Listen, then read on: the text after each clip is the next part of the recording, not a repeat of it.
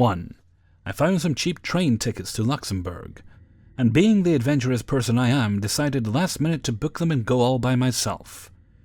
Due to some unfortunate, lack of planning on my part, circumstances, I ended up on that train to Luxembourg with nothing to wear for the weekend except the clothes on my back. I figured it was no big deal. How boring would it be to have everything go according to plan for once? Anyways, Luxembourg City is quite small, and after 2 days I had pretty much seen most of what I wanted to see. A quick Google search showed me there was a beautiful forest some kilometers north of the city. I thought it looked perfect, so I bought a day train pass and set out on my journey. I managed to make it there, and it was gorgeous. I wasn't really dressed for hiking, so I had no clothes or shoes with me at the time, but didn't want to miss out on such an amazing experience, so I ventured into the forest anyways. I was wearing shorts and a t-shirt, and ballet flats for shoes. I told myself I'd stay close to the area where the buses and cars park, and not do any crazy rock climbing or anything, and nothing would go wrong. Boy, was that a dumb assumption to make. I was about 45 minutes away from where I started walking. There was no one else around. I walk along a sharp turn and there's a lady walking towards me. She was probably 45 or so, seemed quite plain. As we approach each other, she suddenly says, "That's not okay." I ignore this, and I try to ignore people on the street as much as possible, and keep walking. She has reached the point of being right next to me now, and as she passes she says, "You can't do this." There is no one else around, so she has to be talking to me. I reluctantly turn towards her and ask, "Pardon me?" She says, "How dare you show up here like this?" I'm thinking she has me confused for someone else, and I try to tell her she's got the wrong person, and slowly keep walking. She turns towards me and says, "This forest is sacred. You can't come in here wearing shoes like that." At this point, I'm stopped, staring at this woman, confused as hell. I offer an apology and keep going, but she follows me. She says, "You don't understand, you're ruining it." I say nothing. What the hell am I supposed to say? I see some big branches close by I could maybe use as a weapon, if I have to. I don't even know what's going on at this point.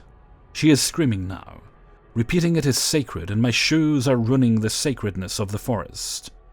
I stand my ground, offer one more apology. She tells me I am going to regret it. I don't know why, but I told her that I had nothing else to wear, trying to justify myself, I guess. She then tells me it doesn't matter. I am starting to feel relieved. Maybe she will leave me alone now. She says, "The forest is protected. Do you know who protects it?" I respond, "No." Realistically, where can I run? Nowhere. Who can I call? No one. So I have to face this lady at all times. Don't want her attacking me from behind or something. She proceeds to tell me that Jesus Christ is protecting the forest. I nod. Sounds about right. She repeats that it doesn't matter to her anymore that I am wearing ballet flats. She then says that Jesus and God know, since she told them. She tells me that God will not let me leave the forest. I say something along the lines of "Pardon?" And she tells me slowly that God knows I have forsaken this forest, and I am a traitor and a sinner. She tells me that I am not going to make it out of this forest. "You will never leave. God will not let you. He sees you here, ruining the sacredness of the forest. He sent me to find you. You had your chance. He will give you the punishment you deserve." I nod. I'm kind of scared, but at least she has left it up to God to punish me, so I should be safe. I just need her to walk away. We hold eye contact for maybe 45 seconds, and then she turns and continues on. I stay where I am, slowly back up into a tree, and wait while I watch her leave. I was afraid she had some nearby friends, so I wanted my back up to something. Made me feel safer. She was still within earshot and said, "He won't let you leave, you know. Nothing you can do will change that." She kept walking, and never turned back. I waited 15 minutes with my back on the tree, then slowly kept going. I never saw her again. Religious fanatic in the Mullertal forest. Let's not meet again. 2. I'm going to give some background before I start this very long story. I'm very close to my cousins Cooper, Tim, Eric, and Emily. I go to their house to hang out frequently. I was at my cousin's church.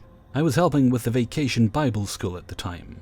I played Abednego, Cooper played Shadrach, and Tim played Meshach, 3 prominent biblical figures. While helping with VBS, I met an acquaintance of my cousin's, Matthew Wilson. Matthew was a socially awkward guy that had just recently moved to their church. He seemed like a nice guy but lacked humor, social skills, and confidence. Matthew was obsessed with Michael Jackson. He would constantly try to mimic Michael Jackson's dance moves. While they were impressively on point, it still made everyone shudder with cringe. He would try so hard to be funny and cool, but he would fail miserably every time. He was one of the most cringe-worthy people I know in person. After spending time around Matthew, I found that something was a bit off with him. One day I told Emily that I thought Matthew was kinda weird, and she responded with, "You know what's going on with him, right?" Then she told me that he told her that he was physically abused and his parents hated him. I had heard this story from Eric. Emily and Eric told 2 very different stories. The story that Eric told me was that Matthew's parents formerly had a mild drinking problem but were fine now. The story that Emily told me was that they were critically addicted to alcohol and were extremely abusive to Matthew. I didn't believe the story he told Emily because Matthew is a notorious liar who exaggerates almost everything he says, and his parents were some of the most affectionate people. The next thing that Emily told me was the most shocking. Matthew was supposedly possessed by a demon. She told me that he has episodes in which he starts to convulse and his eyes turn pitch black. I didn't believe that. I told her that sounds like a serious medical condition, but she was adamant that it was a demon.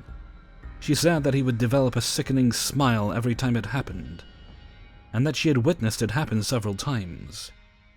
Matthew lied all the time.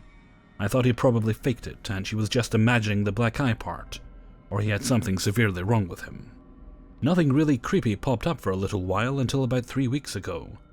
Several people were staying over at my cousin's house. Me, Nathan, Matthew's slow-witted brother, who takes everything literally, and Cameron, a good friend of Tim.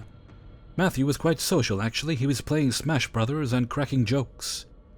However, all of a sudden he stopped talking and playing the game.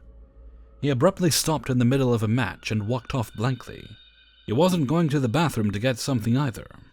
He would just wander off no matter what he was doing beforehand. It was totally random.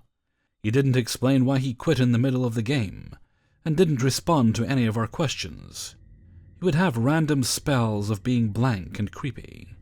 One minute he would be social, and then the next he would go emotionless and unresponsive. Later I woke up at like 5 in the morning and saw Matthew sitting up and staring blankly at the wall. Everyone else was asleep. He didn't have his headphones nor his phone. He was just staring at the wall creepily. The next day he was as social as can be, and didn't have any unresponsive spells to my knowledge at the time. However, $50 of Eric's money disappeared. The blame shifted on Cameron. But I believe Matthew took the money. He was awake when everyone was asleep, and is a known chronic liar. Emily later told me that Matthew came into her room very early, around 6:30, only about 30 minutes since she woke up. She told me that he came in there seeking refuge from the crowded, hot and smelly room. Me, Tim, Eric, and Cameron were all still sleeping in the room right next to hers. We had stayed up super late. Matthew plopped himself down in Emily's swing without his phone or anything to entertain himself, and stared at Emily from the corner of his eye. Emily, a little creeped out, went to go let her 2 dogs in and wipe the mud off their feet. When she was going back up the stairs to return to her room, she saw the tip of a shoe at the top of the stairway, mostly hidden by the dark corner. When she got to the top, she saw Matthew sitting in the dark hall, slowly banging his head on the wall. As soon as she walked into the room, he followed her into the room, saying in a faint, emotionless whisper, "I'm not trying to scare you or anything." She then lied to him to get him to leave, saying she's about to change. About 1 week ago, Lena, Emily's best friend, revealed something very dark about Matthew. Matthew texted her quite a bit, bestowing his darkest secrets to her. He had fallen in love with her, which he freely told her. She was only 12 and he was 15. He told her that he hears voices, and that every time he talks bad about himself it isn't him. It was the demon. He told Lena that the demon specifically doesn't like her because she is nice to Matthew. I told Lena to tell him to stop and to block him. She refused to because she felt bad for him. That very night, Lena sent me some screenshots of messages that Matthew had sent her minutes prior. He texted her as the demon and acted like he was possessed. I had enough at this point. I told him off through a text. Cooper called my aunt, who then told Matthew's parents. The next day at church, Matthew and Nathan showed up at a much later time than usual. When he saw Lena, he went up and gave her a very uncomfortable and strange hug, in which he leaned his head against hers and apologized. He exclaimed that it wasn't his fault, he couldn't control it. After the sermon, I was talking to Tyler, a good friend, and out of the corner of my eye I saw Matthew staring dead at me. I turned around to see Matthew, standing in the darker corner of the church, giving me a cold, unflinching stare. Today, actually only just a few minutes ago while writing this, he texted me, Tim, and Eric. He said, and I quote, "I'm going to take some time away for a while. I don't know how long, but it will be several weeks. If you see me at church, don't talk to me. Don't ask why. Just know it's for the better." I have theorized to my cousins that he might have a multi-personality disorder. Some cases of this have people switching eye color, then switching personalities, which explains the color changes during his episodes. While not black, several other kids who have also witnessed Matthew's episodes said that his eyes do change when he enters these fits. The popular opinion is that they change to a very dark brown, while Matthew normally has very light blue eyes. Also, multiple different personalities can form when someone has had a very traumatic event. I believe whatever happened in Matthew's past created the demon. He didn't get enough attention as a kid, so he subconsciously created the demon to get attention. Or he could have schizophrenia. Matthew stated that he hears voices sometimes. Or the most possible answer: this is a sick way to get attention, and he has been pretending this whole time. Edit.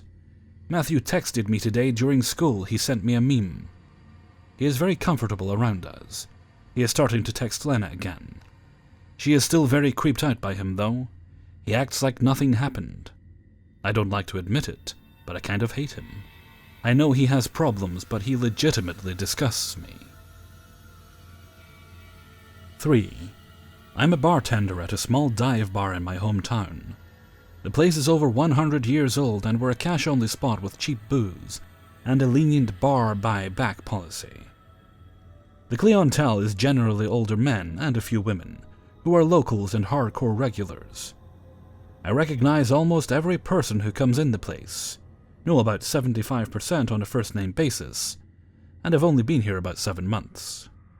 Because of some ridiculous long-standing tradition, I'm also the first female bartender the bar has ever had. Not that important, other than the bar doesn't have any sort of security in case of a problem with customers. The bartender is largely expected to take care of issues on their own, and without calling the police. We'll get points in our liquor license for police calls. I've had my fair share of obnoxious drunks, disgruntled customers, overly affectionate people, etc. But the guy who came in the other day takes the cake for creeps I've interacted with. I'm working my usual Sunday morning shift, which means I've opened up at 9 a.m. Our town abolished blue laws pertaining to alcohol sales, so we start serving people as soon as the doors are open. And my porter, young guy, shows up to help me man the bar while I do our monthly inventory. A few regulars come in around 9:30, and the shift goes pretty well until about 11:30, when this guy walks in. I don't recognize him at all, which is pretty strange, and I can tell there's something off about him. First off, I could smell him from a few feet away, and he just absolutely reeks of cigarettes, like damp, week-old ashtray-packed cigarettes. He's also wearing these greasy button-up track pants, worn-down Converse, and a baseball hat covering what can only be described as a horrible straw-like hairpiece. He walks like he's already had a couple drinks in him. I continue my work in the stockroom, but I'm still within earshot of the bar. The first thing out of the guy's mouth to my porter behind the bar is, "I don't really have any money, but I couldn't resist coming back in this place. Last time I was here, I got a blowjob in the bathroom before I shipped out to Vietnam. Some of the regulars laughed, and my porter gave a half-hearted chuckle. One of the regulars, let's call him Billy, offers to buy the guy a drink since he was in Vietnam, and Billy was too. Billy starts asking him questions like, "Where were you stationed?" and "What company did you serve with?" And immediately you can tell the guy is lying. He starts making up names of fake Vietnamese cities and claimed he worked in special ops with directions only from Nixon. Billy knows the guy's a bullshitter and, not wanting to start a fight, just starts ignoring the guy and leaves soon after. But this creep is persistent and pathological. He proceeds to tell about 30 more lies in rapid fire that were both chronologically impossible and unprompted but oft-repeated. He claimed having helped design the Chrysler Building, making $2 million a year as the president of the United Swiss Bank, dating Cindy Crawford, and meeting Donald Trump. He told me he knew the Don had potential back then. At this point my porter has left, and I'm working the bar until the afternoon bartender gets in. The creep has chased nearly every regular out of the bar, and gotten half of them to buy him a drink out of pity or annoyance. Unfortunately, while I've been able to do busy work behind the bar and avoid the guy except to pour him the occasional drink, he's now the only one in the place and I kind of have to talk to him. The guy has been lying or ranting all morning, but his tone starts to shift more sinister. He keeps talking about Donald Trump and how the grab him by the pussy tape made him want to vote for the guy even more. I tell him that's pretty fucked up, and that the video offended a lot of people. He started apologizing and calling himself an asshole, insisting he didn't mean it. He then starts ranting about liberals and Democrats, and says they should all be taken out the back and shot in the head. I tell him that's a horrible thing to advocate for and entirely undemocratic. He apologizes again and then says, "It's because you're so pretty that I'm saying all these stupid things." At this point, I should have asked him to leave. He hasn't paid for a drink. He's run my customers out of the bar. And now he's starting to hit on me. But he's a biggish dude drunk and an appreciation for violence, plus I'm female alone in this situation. I figure I can avoid having to ask him to leave since there's no one left to buy him a drink, and he can't possibly expect me to serve him for free forever.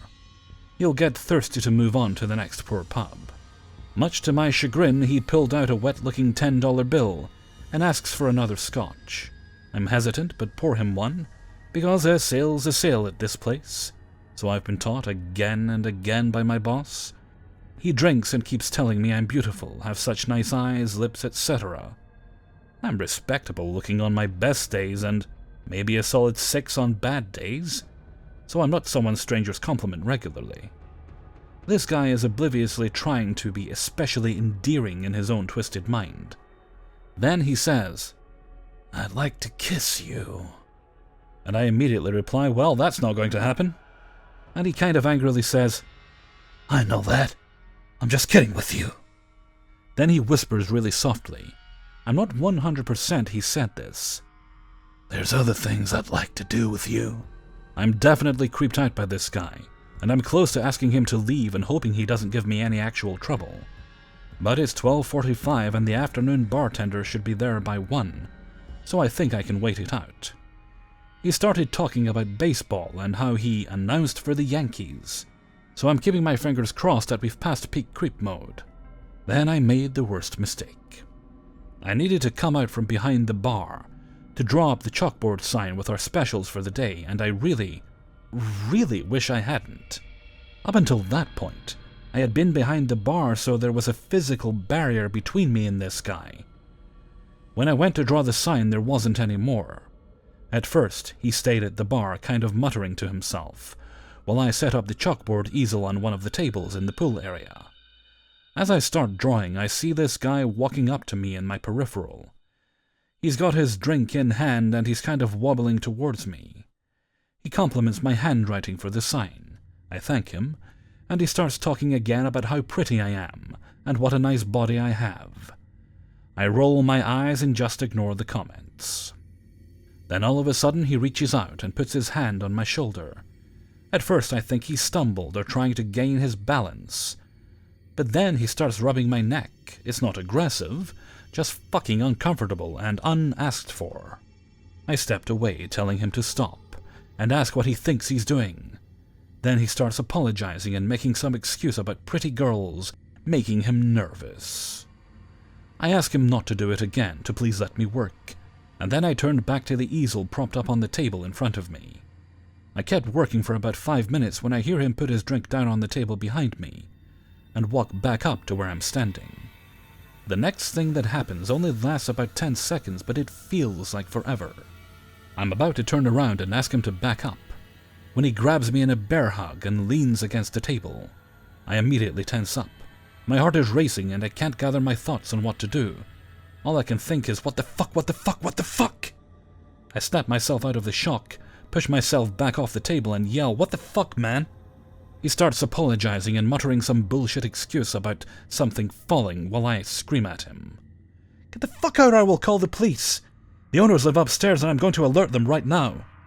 He grabs his jacket off a bar stool and sprints out of the bar and up the street towards the beach. Not 10 minutes later did my relief bartender show up. I was still kind of shaken, so I recounted the story to him, and we told the owners the whole thing. We put the guy on permanent 86, so he's not allowed back ever again. We also have instructions to call our special officer for help handling anything like this in the future. If you're hearing this, creepy, pathologically lying pervert hugger, let's not meet. I also hope you fall in a ditch. Hey everybody, Hellfreezer here, and thank you very much for listening to 3 True Scary Stories, episode 364. And thank you very much to everybody who allowed me to use their stories in this video. Well, I'm not entirely sure what was going on with the young fella in story number 2 there. My gut instinct says he might actually just have been making it up for attention. Kinda got that vibe, but of course we can't be sure. Okay, I'm gonna head off now, get a little bit of a rest. Then I'll begin working on the next video. So until next time, thank you very much for listening, and take very good care of yourselves.